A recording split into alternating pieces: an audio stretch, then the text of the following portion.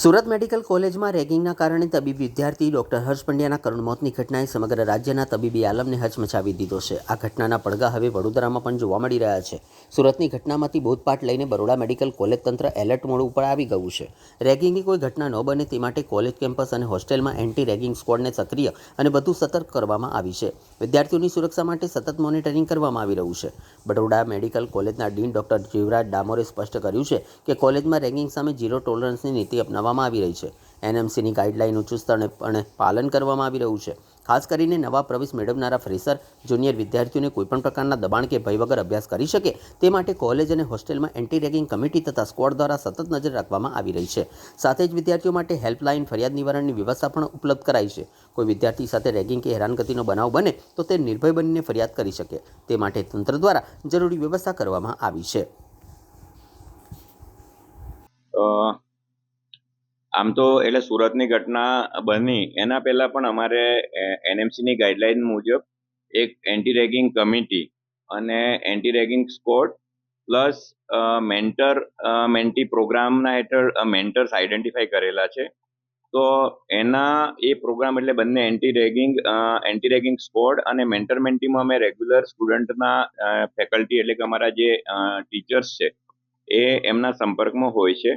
અને anti ragging squad છે એ સંપર્કમાં હોય એના સિવાય બી ગમે ત્યારે હોસ્ટેલમાં એ લોકોને ઇન્ફોર્મ કર્યા વગર વિઝિટ કરતા હોય છે. Duty hours as well as duty hours પછી જ્યારે એ લોકો હોસ્ટેલમાં હોય ત્યારે રાત્રે પણ કોઈ પણ વખતે વિઝિટ કરતા હોય છે.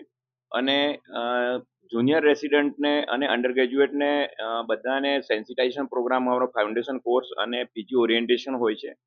એમાં એ લોકોને જાણ કરેલી હોય છે કે તમે ક્યારે પણ કંઈ આ પ્રકારનું તમને રેગિંગ જેવું લાગે તો તમારી આઈડેન્ટિટી અમે ડિસ્ક્લોઝ નહીં કરીએ. તમે કોઈ પણ ટીચરને વાત કરી શકશો કે જે તમારા મેન્ટર હોય, અથવા અમે જે કમ્પ્લેન બોક્સ મૂકેલા છે દરેક જગ્યાએ, તો ત્યાં એમનું નામ કે નંબર કે કંઈ પણ આઈડેન્ટિટી લખ્યા વગર કોના તરફથી તમને આ રીતે સિનિયર તરફથી હોય એટલે કે સિનિયર સ્ટુડન્ટ્સ તરફથી કંઈ રેગિંગ થતું હોય, કોઈ ફેકલ્ટી તરફથી લાગતું હોય તો એ લોકો એની કમ્પ્લેન મૂકી શકે છે.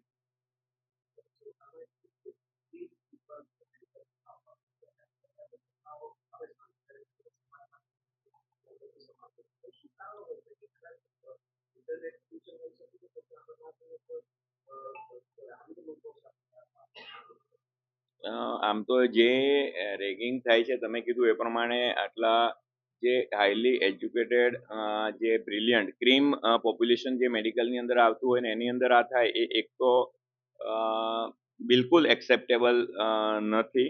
પણ તમે કીધું એ પ્રમાણે કંઈ સોશિયલ મીડિયાનું હોય અથવા તો ઘણીવાર એવું પણ બનતું હોય કે કોઈક બ્રાન્ચમાં વધારે અને ઘણી સિનિયર તરફથી જો જુનિયરને ઇન્સ્ટ્રક્શન આપવામાં આવ્યું હોય ને એની અંદર કદાચ એને એવું લાગ્યું હોય અથવા તો એની જે કામ સોંપવાની જે પદ્ધતિ હોય એનું જે બિહેવિયર હોય જુનિયર તરફ એ કદાચ એને એવું લાગ્યું હોય કે આ મારા માટે એક્સેપ્ટેબલ નથી અને એને રેગિંગ લાગ્યું હોય, એટલે એ તો એક્ઝેક્ટ જ્યારે પણ આપણે ડિટેલમાં એમની જોડે વાત કરીએ ત્યારે જ ખ્યાલ આવે.